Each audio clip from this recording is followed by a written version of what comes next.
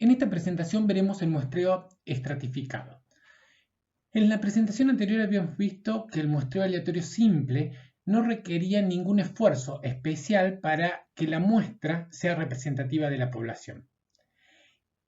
En ese muestreo, en el aleatorio simple, el único camino para reducir el error de muestreo es aumentar el tamaño de la muestra. Sin embargo, si tenemos algún conocimiento acerca de la población, esa información se puede incorporar en la estratificación y así reducir el error de muestreo. El muestreo estratificado, entonces, es un método de muestreo que consiste en clasificar primero los elementos de la población en grupos o subgrupos y seleccionar luego una muestra aleatoria simple, por ejemplo, al azar, dentro de cada una de ellas. El proceso que sigue para establecer los grupos que hemos mencionado se conoce como estratificación y los distintos grupos se denominan estratos. En el muestreo estratificado, además, es necesario considerar que las probabilidades de selección de un grupo a otro pueden ser iguales o diferentes. No es necesario que todos los elementos tengan una misma probabilidad de selección, aunque sí se debe conocer la probabilidad que corresponde a cada uno de ellos. Por lo general, todos los elementos que forman parte de un estrato determinado tienen probabilidades de selección iguales. Aunque no toda combinación de elementos es posible, todas las muestras posibles que se pueden extraer tienen la misma probabilidad de ocurrir. En la muestra obtenida, esa que hemos obtenido dentro de cada estrato por muestreo aleatorio simple, se calcula el estadístico de interés. Y luego esas estadísticas dentro de cada uno de los estratos se ponderan de manera tal que nos permitan formar una estimación combinada de la población completa. Vamos a utilizar los mismos símbolos que propusimos para el muestreo aleatorio simple, excepto que ahora vamos a agregar un subíndice para indicar el estrato de pertenencia o el estrato al que se refiere la información. Ese subíndice que vamos a utilizar es la letra H y eso identificará a un estrato particular. También habíamos visto que las varianzas son importantes en la determinación del error estándar y eso va a hablar acerca de la eficiencia del muestreo. Entonces, las varianzas también se calculan de manera separada dentro de cada uno de los estratos y luego se ponderan para obtener una varianza combinando los datos o las varianzas de cada uno de los estratos que hemos calculado. En el muestreo estratificado, los estratos deben ser mutuamente excluyentes y colectivamente exhaustivos. Es decir, un elemento debe ser clasificado en uno y solo uno de los estratos que estamos conformando y a su vez todos los elementos de la población deben poder clasificarse dentro de uno de los estratos que estamos definiendo. A su vez, para que el muestreo sea eficiente, los estratos deben ser lo más parecidos entre sí internamente. Es decir, agrupamos los elementos similares de manera tal de que la varianza dentro de cada uno de los estratos sea pequeña y debe ser lo más heterogéneos posibles entre los estratos. Es decir, es deseable, por ejemplo, que las medias de cada uno de esos estratos sean lo más diferentes posibles.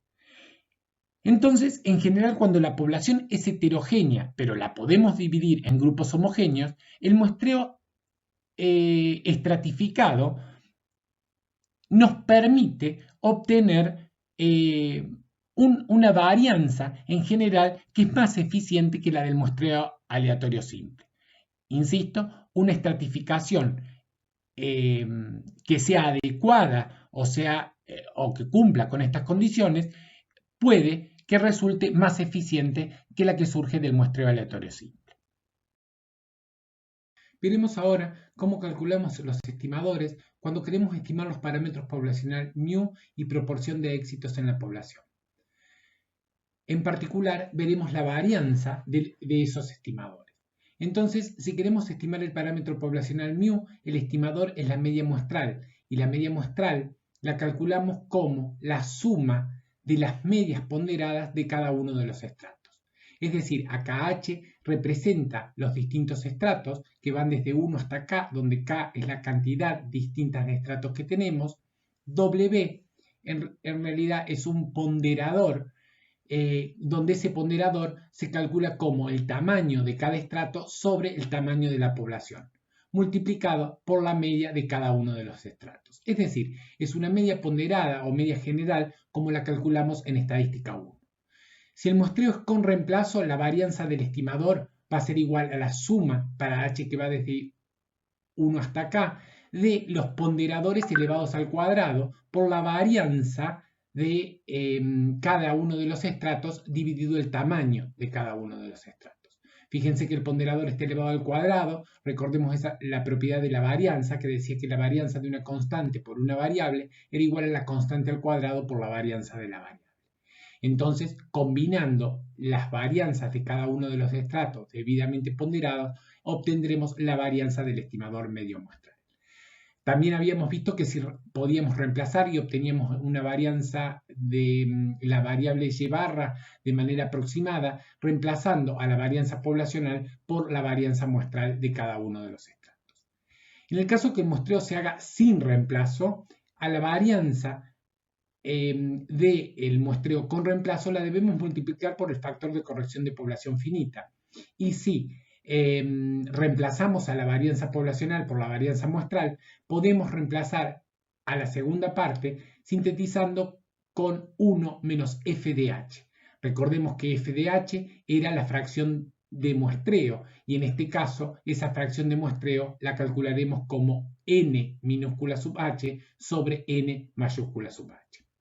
En el caso que la varianza, en el caso que la estimación la querramos realizar para el parámetro poblacional P, sabemos que el estimador es P circunflejo y tiene la misma estructura que la media muestral. La varianza, también la varianza de esa variable P sombrero es igual a la suma ponderada de P por Q, que es la varianza de cada uno de los estratos, dividido n sub h para obtener la varianza de P sombrero. Eso lo podemos aproximar con P circunflejo y Q circunflejo a los parámetros poblacionales, y en el caso que el muestreo sea sin reemplazo, habrá que multiplicarlo por el factor de corrección de población finita, y las fórmulas son análogas a la que obtuvimos para la media muestral. Distribuir las muestras entre los distintos estratos. Existen distintas maneras de distribuir esa muestra y eso se llama afijación. Entonces, en primer lugar, veremos la afijación igual y el tamaño de la muestra es distribuido de igual manera entre los diferentes estratos que estamos considerando. Entonces, si tenemos para el estrato H, donde representaremos con n sub h el tamaño de la muestra de cada estrato, y K es la cantidad de estratos que estamos considerando, el tamaño de muestra de cada estrato será igual a la muestra total sobre la cantidad de estratos que estemos considerando. También lo podemos distribuir mediante la fijación proporcional. Y acá consideraremos que el peso que tiene cada estrato en la población lo va a tener cada submuestra, es decir, la que corresponde a cada uno de los estratos, en la muestra total. Entonces, para obtener la muestra, el tamaño de muestra de un estrato H, multiplicaremos el tamaño de muestra total por la proporción o el porcentaje que representa en realidad el estrato H en la población total. Otra forma es mediante la fijación óptima. Newman investigó matemáticamente el problema del cual podía ser la distribución de la muestra entre los estratos de manera tal que diera un menor error estándar o lo que es lo mismo, un menor error de muestreo posible. Y encontró que la respuesta consistía en dejar que la tasa de muestreo de cada estrato variara con la variabilidad de cada uno de ellos. Es decir, hacer la tasa de muestreo de un estrato proporcional a la desviación estándar del mismo. Entonces, lo que hacemos es multiplicar el tamaño de muestra total por el peso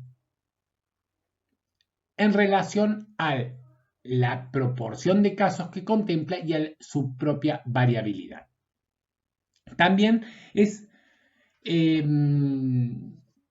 posible aplicar para poder aplicar este tipo de fijación es necesario conocer los valores de sigma de cada una de las sigma sub h en la población total. Pero si no se conocen, se pueden estimar dentro de cada estrato usando alguno de los procedimientos para estimar esa varianza poblacional. También a esa fórmula de fijación óptima que desarrolló Newman le podemos agregar los costos de levantar una encuesta en función de los tamaños de muestra. Entonces, el costo, consideraremos el costo del cuestionario en cada uno de los estratos en relación al costo total. Lo primero está en el denominador del numerador y lo segundo está en el denominador del denominador, valga la redundancia. Luego, el costo total de la encuesta puede ser calculado por el tamaño de la muestra de cada uno de esos estratos por los costos del cuestionario.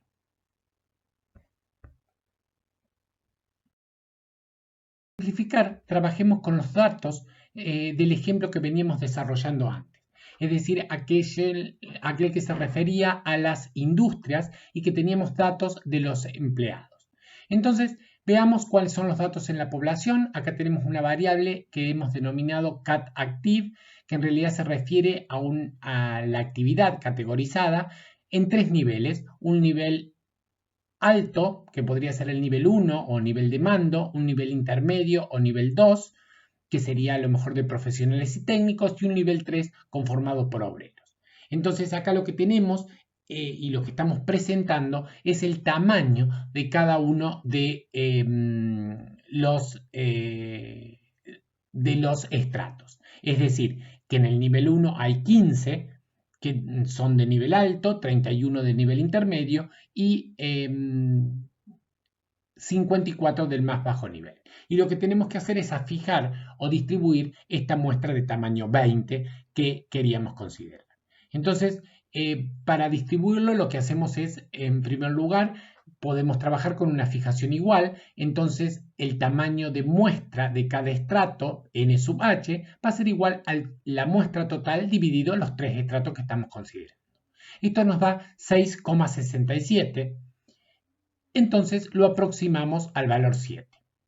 Observemos que acá lo que he tomado es un criterio bastante arbitrario, pero he distribuido para que me dé el total de la muestra que estoy considerando que sea igual a 20, le he asignado al estrato 2 y al estrato 3, 7 y al estrato 1, 6 observaciones. Y se lo asigné de manera arbitraria, pero no tanto, sino porque en realidad el primer estrato es el que tiene menor cantidad de casos. A fijación proporcional, si aplicaríamos a fijación proporcional, dijimos que tenemos que considerar el peso relativo que tiene cada estrato.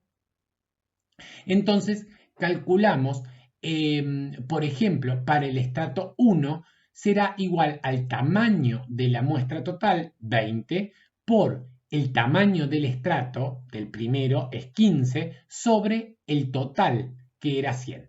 Y esto me da igual a 3. Y así, de la misma manera, calculamos los tamaños de muestra de los demás estratos. Fíjense que por proporcional me quedó el primer estrato igual a 3, el segundo igual a 6 y el tercero igual a 11.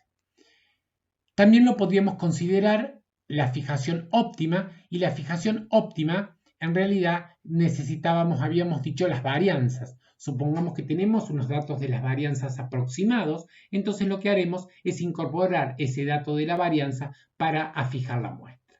Entonces haremos y calcularemos, en este caso está presentado para el estrato 1, será el tamaño de la muestra por, en realidad lo que tenemos en el numerador, ese 3429,6, es el producto de 15 que es el tamaño del estrato, multiplicado por la varianza de ese estrato, es decir, 228,64, dividido la suma producto del tamaño del estrato por la varianza de cada uno de los estratos. Es decir, lo que hacemos es 15 por 228,64 más 31 por 86,88 más 54 por 69,68. Eso en el denominador, que nos daría 9.885,6 y nos da que por afijación óptima para el primer estrato le vamos a asignar 7 elementos.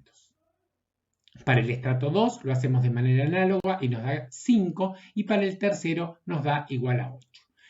Al lado, esos son por supuesto los valores enteros, valores redondeados, que son los que necesitamos para fijar la muestra. Veamos ahora algunas salidas de máquina para el ejemplo que veníamos desarrollando. Entonces, recordemos que una de las variables eran los ingresos personales, ahora clasificados por nivel de actividad que constituyen nuestros estratos. Acá hemos obtenido las medidas resúmenes o las descriptivas para cada uno de esos estratos. Entonces tenemos los tamaños de cada una de las muestras de los estratos. Observen que corresponden a la fijación óptima que hemos realizado antes. Y tenemos las medias y las varianzas muestrales para cada uno de esos estratos. Es decir, que constituyen estas las estimaciones puntuales para cada uno de los 3 estratos que estamos considerando. Recordemos también que habíamos presentado que la varianza de la media muestral la podíamos aproximar como la suma producto de los ponderadores elevados al cuadrado para multiplicados por la varianza estimada en el muestreo aleatorio simple por el factor de corrección de población finita, escrito en términos de la fracción de muestreo, ya que estamos trabajando con la varianza muestral. Ese ponderador W sub h, recordemos que era igual a n sub h, es decir, el tamaño de un estrato entre n.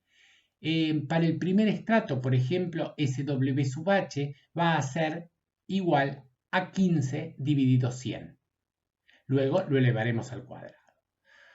Ahora, veamos la segunda salida directamente procesando con Infostat para el muestreo estratificado. ¿Y qué nos arroja esta salida? De nuevo, los ingresos personales clasificados para los 3 estratos, los tamaños poblacionales de los estratos, los tamaños de la muestra para cada uno de los estratos, la media y el error estándar.